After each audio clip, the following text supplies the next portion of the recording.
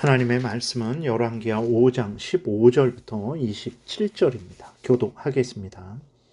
나아만이 모든 군대와 함께 하나님의 사람에게로 들어와서 그의 앞에 서서 이르되 내가 이제 이스라엘 외에는 온 천하에 신이 없는 줄을 아나이다. 청하건대 당신의 종에게서 예물을 받으소서 하니 이르되 내가 섬기는 여호와께서 살아계심을 두고 맹세하노니 내가 그 앞에서 받지 아니하리라 하였더라.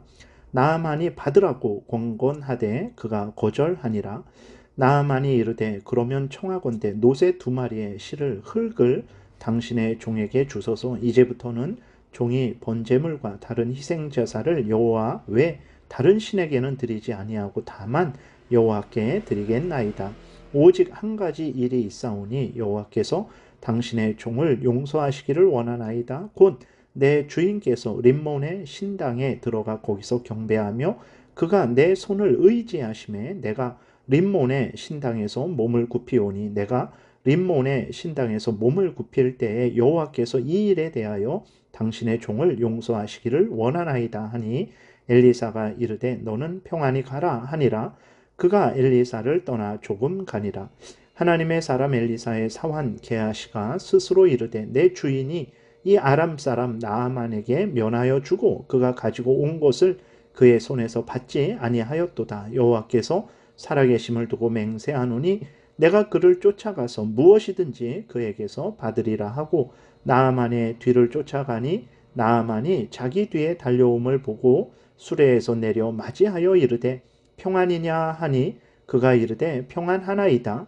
우리 주인께서 나를 보내시며 말씀하시기를 지금 선지자의 제자 중에 2 청년이 에브라임 산지에서부터 내게로 왔나니 청하건대 당신은 그들에게 은 1달란트와 옷 2벌을 주라 하시더이다.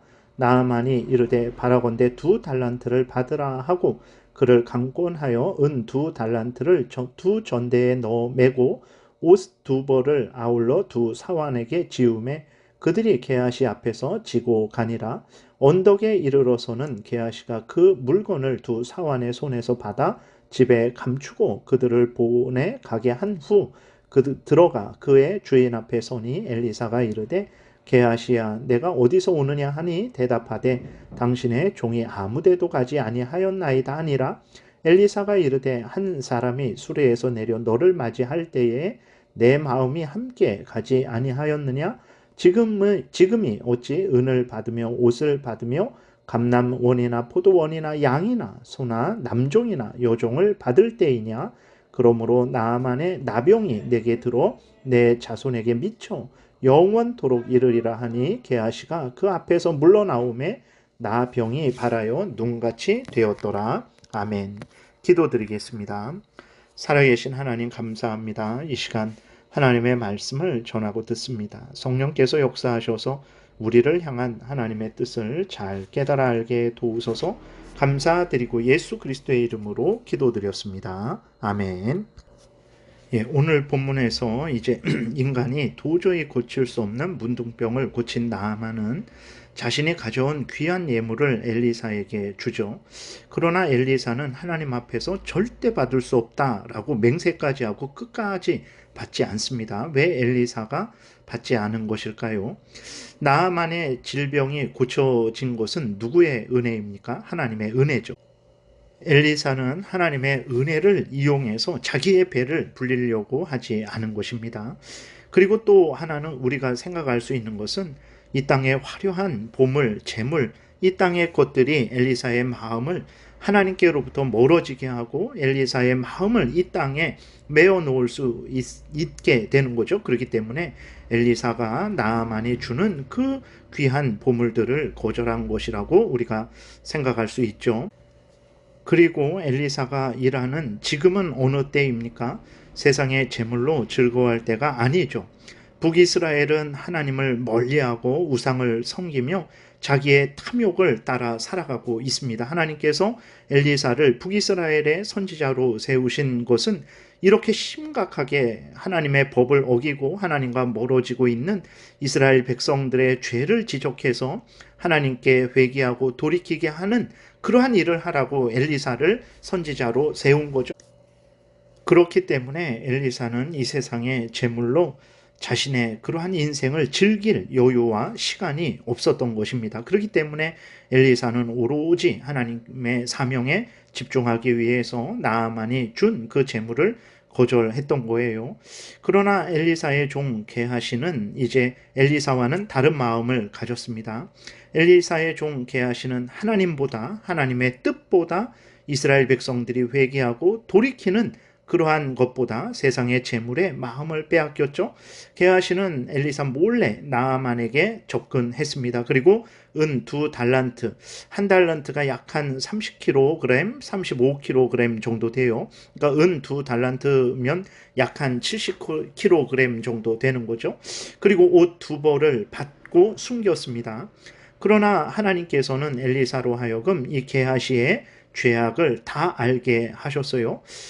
하나님의 은혜를 이용해서 자신의 탐욕을 채운 게하시에게 하나님께서 형벌을 내리셨는데 그 형벌은 무엇입니까?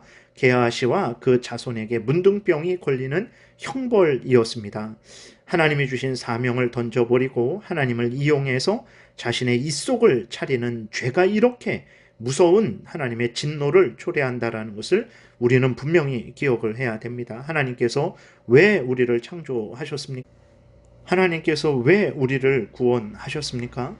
우리로 하여금 하나님의 영광을 위해서 살라고, 다시는 우리 자신을 위해 살지 말고 우리를 대신하여 죽었다가 다시 사신 예수 그리스도를 위해서 살게 하시려고 우리를 구원하셨다라는 것을 우리는 잊지 말고 우리의 남은 인생을 하나님을 영화롭게 하고 영원토록 하나님을 즐거워하는 것을 제일 되는 본분으로 삼아야 됩니다. 하나님을 경외하고 그 명령을 따라 살아가는 것을 제일 되는 본분으로 삼아야 되는 거예요.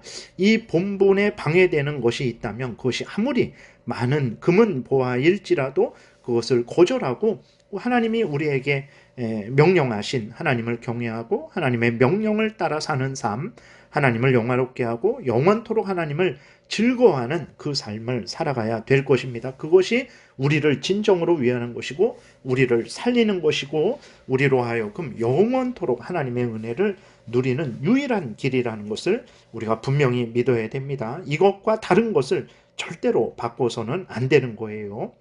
그 다음에 이제 문둥병을 고침받은 나아만은 하나님만이 참된 신이고 하나님께만 예배해야 한다라는 것을 분명하게 믿고 그렇게 하겠다라고 고백을 하죠. 참으로 하나님의 크신 은혜입니다. 나아만이 스스로 지혜로 깨달은 거 아니에요. 나아만은 문둥병자였고 그 병도 고칠 수 없는 그런 아람 나라에서 우상을 섬기는 자였어요.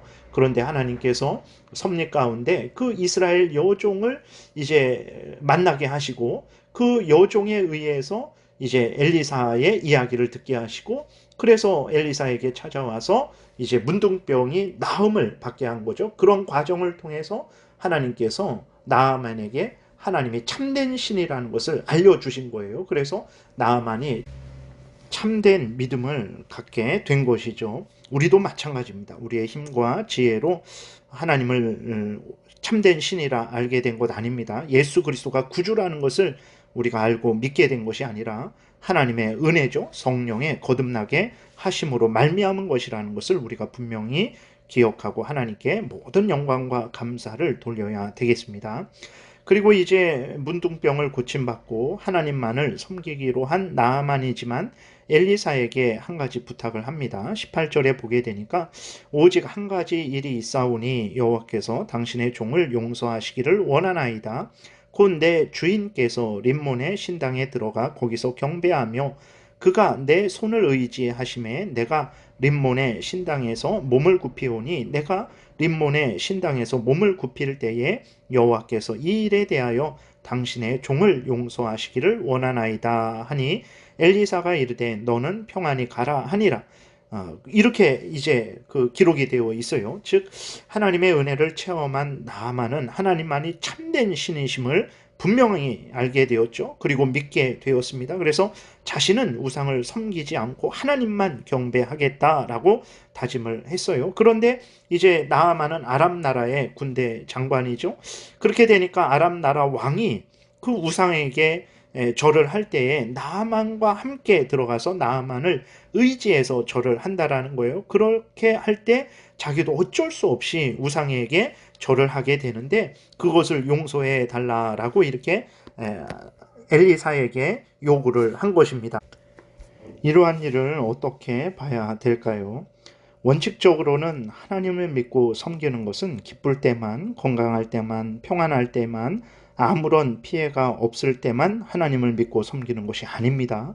슬프고 병들고 고난이 있을 때에도 또 내가 하나님을 믿고 섬김으로 말미암아 내가 구주 예수 그리스도를 영접하고 예수 그리스도를 전파함으로 말미암아 죽임을 당할지라도 어떻게 해야 됩니까? 여전히 하나님을 믿고 섬겨야 돼요. 예수 그리스도를 부인하면 안 됩니다. 우상을 섬기면 안 되는 거예요. 그러한 차원에서 나만의 이러한 요구는 잘못된 요구죠. 그런데 부득이한 경우가 있죠. 어찌할 수 없는 경우가 있습니다. 예를 들어서 오늘날 북한에서 예수 그리스도를 믿는 사람들이 많죠. 근데 그 북한에서 예수 그리스도를 믿는 사람들이 나는 그리스도인이요 라고 공개해 놓고 이제 예수 그리스도를 믿지 않고 몰래 숨어서 예수 그리스도를 믿습니다. 왜 그렇습니까? 예수 그리스도를 믿는 것이 발각이 되면 자신이 죽는 것은 둘째치고 그 집안이 이제 멸망당하게 되는 거죠. 그렇기 때문에 이제 북한에서 또 중국이나 이슬람권에서 예수 그리스도를 믿는 것을 공개적으로 드러내놓고 믿지 않는 경우가 있어요. 그럴 때 우리는 그렇게 하는 사람들을 보고 용기가 없는 사람들이다, 거짓된 믿음을 가진 사람들이다 라고 말하기는 어렵습니다. 그렇기 때문에 엘리사도 나아만에게 아무런 말도 하지 않은 거죠. 그리고 엘리사가 그 나아만의 죄를 용서하고 안 하고 그런 권한이 없어요. 그것은 하나님에게 있는 것이죠. 그렇기 때문에 엘리사는 나아만에게 아무런 말도 하지 않은 거죠. 그러니까 분명한 것은 정리하면 우상을 숭배하는 것은 절대로 안 되는 거예요. 그것은 죽을지라도 우상을 숭배하면 안 됩니다. 그런데 나아만은 이제 배교를 하는 거 아니죠. 우상을 진짜 신으로 알고 그 우상을 의지하는 것은 아니죠. 참으로 이제 어려운 상황이죠. 그러므로 우리는 어떻게 해야 됩니까? 우리는 늘 하나님께 기도해야 됩니다. 하나님께서 우리로 시험에 들지 않도록 우리에게 은혜를 내려주시기를 위해서 기도해야 돼요. 사탄의 유혹과 죄의 유혹에 범죄하지 않는 그러한 삶을 살게 해달라고 하나님께 간절히 기도해야 되고 또 악에서 구해달라고 기도해야 되는 거죠. 그러니까 그러한 참 어찌할 수 없는 그러한 상황 속에 머물면서 뭐 어쩔 수 없지 해서는 안 됩니다. 하나님께서 그러한 상황 속에서도 범죄하지 않게 해달라고 은혜를 내려달라고 하나님께 간절히 기도해야 되고 그러한 어찌할 수 없는 상황 속에서 정말 하나님께서 건져주시기를 위해서 간절히 기도해야 되는 것입니다. 그래서 다시 한번 하나님을 믿고 섬기는 것은 정말 어떤 형편 처지든지 상관없어요. 성경대로 믿고 섬겨야 됩니다. 그러나 참 우리 인간은 연약하고 부족하죠. 무지하고 무능합니다. 어찌할 수 없는 인간들이죠. 참 그러니까 우리는 더욱더욱 하나님을 사랑하고 의지하고 은혜를 구하는 삶을 살아야 되겠습니다. 기도드리겠습니다. 살아계신 하나님 아버지 감사합니다. 참으로 우리가 예수 그리스도를 믿고 하나님을 섬기게 된 것 하나님의 크신 은혜라는 것을 분명히 우리가 깨달아 알게 됩니다.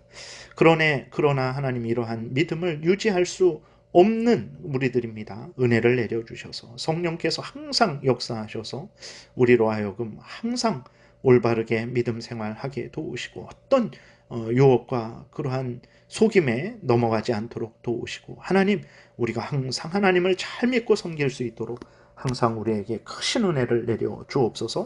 감사드리고 예수 그리스도의 이름으로 기도드렸습니다. 아멘.